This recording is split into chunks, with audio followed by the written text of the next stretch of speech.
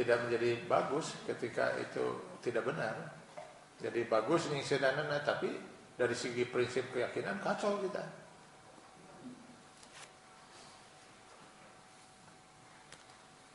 Yang namanya jasad itu rek disiksa karena sudah tidak merasakan sakit. Untuk apa menyiksa jasad?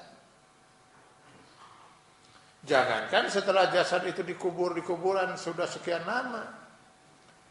Sekarang ada orang meninggal gitu ya. Yakinkan dulu bahwa rohnya sudah keluar dari jasad. Sok siksa jasadnya. Kuranglah siksa jasadnya. Cekekan misalnya kan. Hajong. Mual adu-aduhan. Nanti kalau ada yang meninggal misalnya talian, tali itu bohongnya jasadnya. Jadi bawa ke kuburan itu taliannya dina bohongnya terus talikan karena mobil bawa gitu di jalan sampai ke kuburan gitu masukkan karena liang tejekan gitu. Itu tarik tutup. Gak ada masalah dengan untuk si almarhum. Sugan almarhumnya tersiksa, mohon.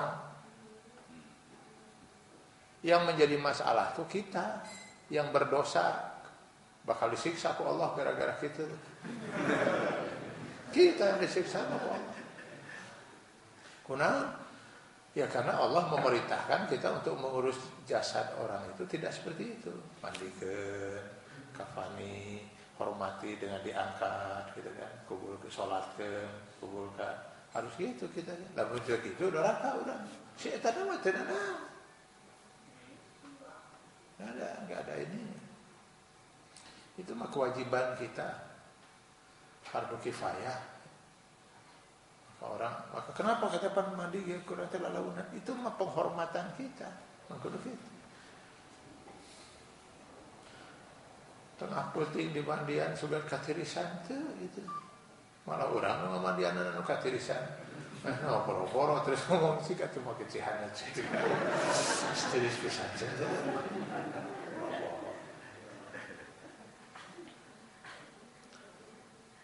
Makanya dibenarkan, Pak.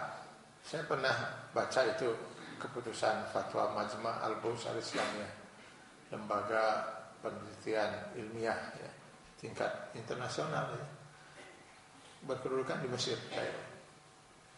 Mereka mengeluarkan fatwa dibenarkan seorang berwasiat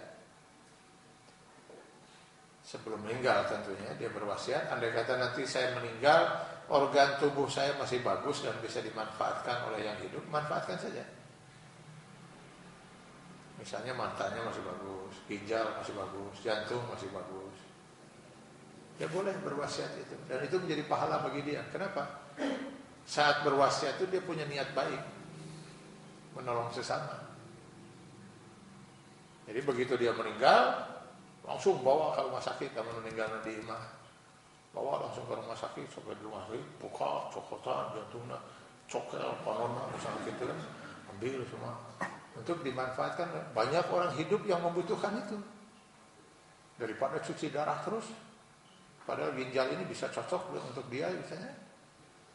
Kalau beli ginjal di luar negeri mahal. Nah, tapi nggak boleh diperdagangkan. Betul-betul hanya untuk nolong. Ya mending dipakai begitu kan. Daripada sekarang dibawa ke Sinaraga habis oleh binatang-binatang tanah. Binatang tanah tidak perlu ginjal tidak perlu jantung, sikat ya mendingan dipakai untuk yang hidup, Pak. Jadi kabayang kita berantakan isi jasadnya kan, dicokot, panon dicokot kan, karena kuburkan, gak apa-apa, gak ada masalah.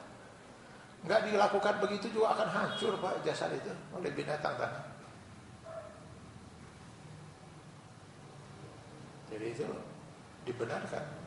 Bahkan fatwa itu mengatakan andai kata dia tidak berwasiat, ahli warisnya boleh. Jadi bisa lewat ahli waris. Misalnya ini kamu butuhkan ini matanya halus kayaknya, mengacau sandak lagi. Bisa. Jadi bisa atas. Nah, bagaimana kalau dia tidak berwasiat? Ahli waris juga tidak mengizinkan. tidak mengizinkan. Dalam fatwa itu pemerintah, ini bicara dalam konteks pemerintahan Islam ya, pemerintah bisa mengambil paksa kalau memang diperlukan untuk yang hidup, bisa diambil paksa jasad itu. Kenapa? Memang jasad itu bukan milik dia, Pak. Bukan milik dia, milik Allah. Allah ya, selama bisa dimanfaatkan untuk lain, kenapa tidak?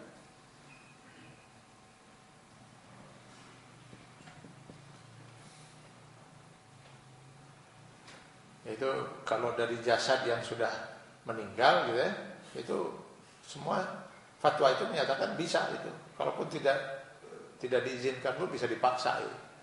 Jika pemerintah memandang itu perlu untuk yang hidup. Yang menjadi persoalan itu kalau diambil dari jasad orang yang masih hidup. Nah, semua para ulama itu sepakat kalau itu bukan hal yang vital, boleh sepanjang tidak diperdagangkan. Misalnya dia menyumbang satu mata, satu ginjal, boleh, tapi tidak boleh dipakai usaha bisnis, gitu. Jual, betul-betul kemanusiaan dibolehkan. Yang tidak boleh itu yang vital, yang membuat dia jadi tidak berdaya gitu. Setelah dia menyumbangkan itu, misalnya dua-dua ginjalnya dia sumbangkan, oh itu bunuh diri itu namanya, nggak boleh gitu. Atau dua-dua matanya, nggak boleh.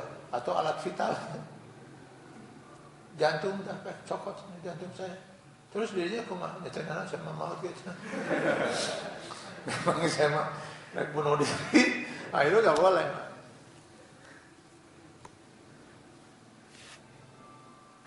Jadi kalau dari yang hidup, wah itu silakan ambil saja apa saja itu, tidak ada masalah. Kenapa? Jasad itu sudah tidak merasakan lagi. Nah, itu disebut dengan fase kematian. Yang merasakan nikmatnya alam kubur atau siksa kubur itu apa? Ruh. Sebenarnya yang merasakan itu ruh, bukan jasad, Pak. Sekarang saya tanya, Bapak, Ibu pernah merasakan lapar nggak? Sering gitu. Merasakan sedih, gembira, benci, cinta. Pernah merasakan itu? Pernah. Yang merasakan itu apa? Ruh, Pak. Makanya ruh itu begitu pergi sudah gak ada lagi semua rasa itu. Si jasad ini hanya perantara untuk sampainya ke rasa. Alhamdulillah saya bahagia betul hari ini. Iya udah ditepuk, emang bahagia tadi dia gitu. Yang merasakan bahagia itu siapa? Si ruh. Sakit rasanya hati saya. Dia kira disakitin. Sedih aja di dia. Nah, sedih aja di dia sekarang. Sedih sama, sedih di dia kira. Mau riut kalau ada kartu, sedih ya di dia. Luar biasa sedih. Saya aja nyeri huntu sedihnya. Dia nggak pernah tahu yang merasakan itu yang mana. Roh itu ada dalam diri dia. Nggak tahu di mana roh itu. Rohnya sendiri kita nggak pernah tahu seperti apa gitu. Yang jelas roh itu ada gitu. Itulah yang merasakan semua itu. Begitu roh itu pergi, sudah nggak ada rasa, Pak. Nggak ada rasa. Jadi kenal nyiksaan jasad nu teu boga rasa. Kenal disiksa teu rasa. Oh, kalau jasad ini yang disiksa, Pak, untung nu di Bali. Itu mau pakar. Jadi kasih sana nggak sakedeun. Terus gitu mah siksa kubur deh, Gus. Buat jasad nu dikubur. Nah begitu abunya disimpan di batok terus picen ke laut. Tidak ada siksa kubur. Milik atau setan. Siksa nama roh. Bukti yang paling konkret ini kan. Kata surat Al-Mu'min 46 itu Fir'aun dengan yang menuhankan dia itu sedang disiksa di alam kubur itu dengan dipertontonkan kepada mereka neraka jahanam. Silakan sekarang pergi ke Mesir. Lihat jasad Firaun karena kersare kerkitu lain kersare kerkitu. di ruangan ber-AC deh. Oh gitu tak. Yang lain gini mana kita. Yang meyakinkan bahwa itu memang Fir'aunnya pada saat zaman Nabi Musa, Ramses kedua. Karena dengan begitu itu berarti memang dia matinya itu pada saat dia sedang berusaha untuk tidak tenggelam. Gituan. Dan kadang pada muminya itu masih ditemukan garam, zat garam. Karena mungkin dari laut itu. Kemudian jasadnya kena goler.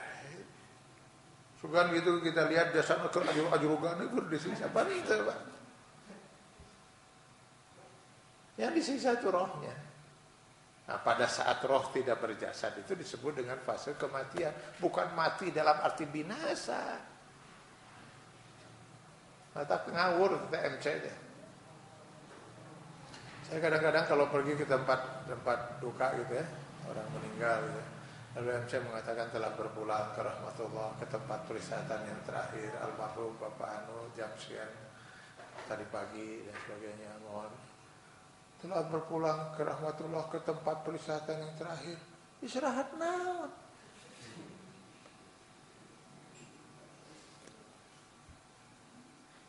Dalam waktu kurang dari 24 jam masing-masing itu sudah ada di alam kubur Pak. Kalau saya baca hadis itu kurang dari 24 jam meninggal, ambil rohnya, bawa langsung ke sana oleh malaikat Israel. Di dunia jasadnya dimandikan, dikafani, sholatkan, bawa ke kubur. 7 langkah orang meninggalkan kuburan, jasadnya di neraka. Di situ sudah mulai pertanyaan. Kata Rasul, seperti itulah ukurannya di dunia. Man rabbuka, wa man rasuluka, wa ma kitabuka, wa man ikhwanuka. Itu bisa siksa langsung. Jadi kalau mau diukur dengan ukuran dunia di bawah 24 jam Pak. Ya kalau ukuran tadi normal, orang meninggal dimandikan, dikafani, nunggu keluarga sebentar, sholatkan ke kuburan, padahal itu sambutan sakedeng, mohon maaf kalau ada utang piutang dan sebagainya. Wassalamualaikum warahmatullahi wabarakatuh. Ini 7 langkah itu sudah ditanya man rabbuka. Yang ngeunah SMC tempat perisatan yang terakhir dalam mun eta bisa balik deui rohna mun teu dicekek teh ente istirahat. Saya teh keripuh ieu teh doakeun neng istirahat. Kalau orang yang meninggal dan itu mukmin, benar itu dia seperti istirahat Pak, nonton surga gitu kan. Dan itu seperti ditidurkan oleh Allah itu, sehingga nggak lama dia tiba-tiba sudah kiamat. Ini orang kafir gitu istirahat di mana? Disiksa, mana istirahat? Ayah siksa bisa istirahat. Makanya ngawur itu yang namanya roh gentayangan di mana Pak? Sekarang roh di alam barzah itu cuma 2. Roh orang-orang mukmin yang sedang menikmati surga di alam barzah itu, sedang nonton surga, nikmati itu. Yang satu, roh satu lagi sedang disiksa dengan dipertontonkan keadaan neraka jahanam. Nu gentayangan nu mana? Sok, mana nu gentayangan? Roh orang mukmin, gentayangan kenaon? Wah, boro-boro hayang balik di ke dunia. Nu kawas kieu. Itu keur nikmat boro-boro hayang ingat balik ke dunia. Ayeuna nu disiksa, gentayangan kumaha? Emang bisa eureun heula siksaan? Cik mereka cenah eureun ulah nyiksa saya. Hayang ningali barudak. Ya, nah aya disiksa aya cuti heula.